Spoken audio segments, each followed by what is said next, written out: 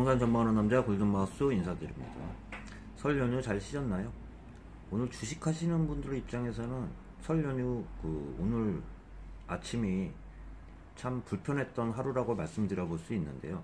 오늘은 부동산보다도 증시에 대해서 한번 말씀을 드려볼까 합니다.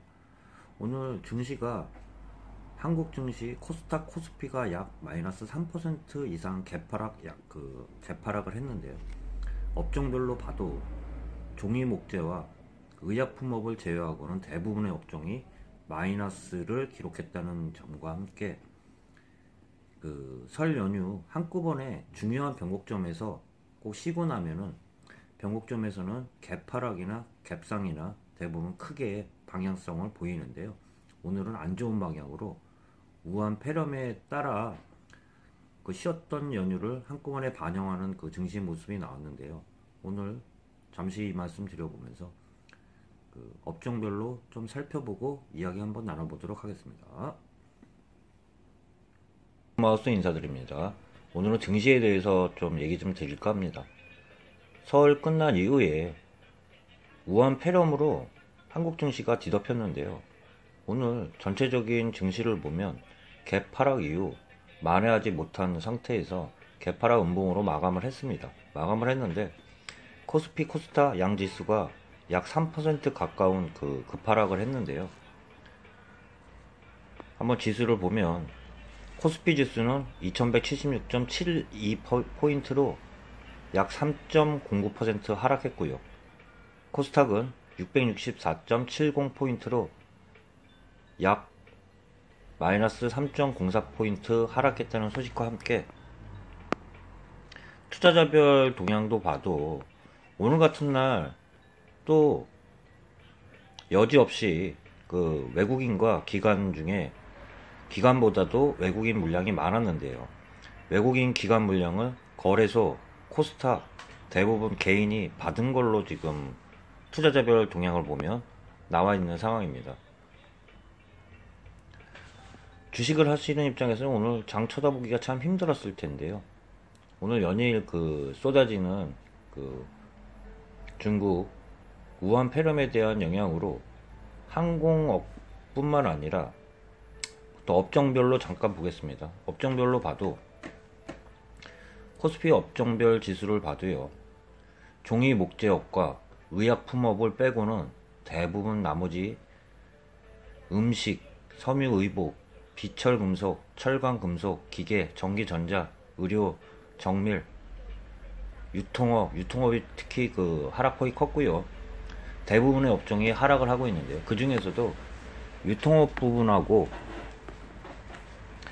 여행 관련주가 아무래도 직격탄을 맞은 것 같은데요. 오늘은 이런 게 참 문제 같아요. 무슨 말이냐면 코스피 지수를 봐도 솔직히 지금 이거는 제 시세판인데요. 시세판 봐도 빨간 게 거의 보이지 않을 정도로 크게 하락을 했습니다. 보면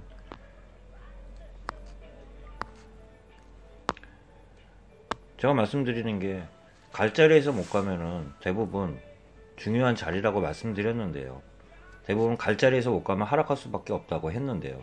연휴를 맞아 변동성이 딱 중요한 지점에서 변곡점이라고 그러잖아요. 이런 지점은 변곡점을 맞아 설 연휴 끝난 이후에 그동안에 쉬었던 휴장 개장을 맞춰가지고 오늘 다 한 번에 반영하기 때문에 오늘 같은 날은 대부분 갭상이나 개파락이 많이 나오게 되는데요.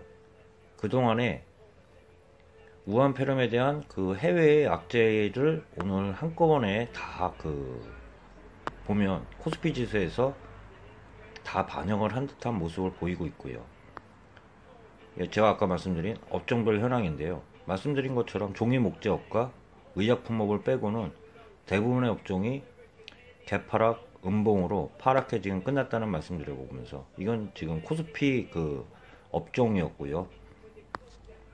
코스닥 업종을 봐도 코스닥도 업종별로는 종이 의류업만 지금 플러스를 낸 상태에서 대부분 개파락한 이후에 파란 거는 음봉이라고 생각하시면 되고 음봉 후에 빨간색을 많이 띈 게 코스피보다는 코스닥은 그래도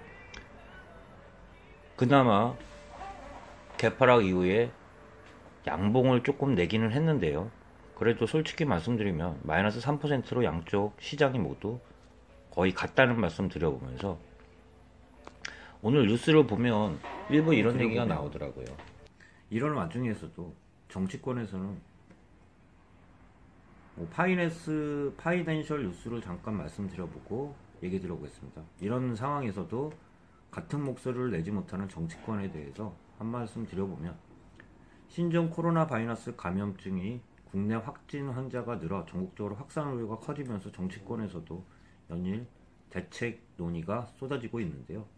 28일 정치권에 따르면 자유한국당은 중국인 관광객 입국 제한 조치 등 초기 감염 경로 차단 등에 초점을 맞춘 반면, 더불어민주당은 중국에 대한 대국민 혐오 감정 및 각종 개당 등에 제동을 걸고 초당적으로 협력해 줄 것을 주문했는데요. 이 와중에서도 같은 목소리를 못 내고 있다는 그런 모습을 보고 좀 마음이 편치는 않은데요.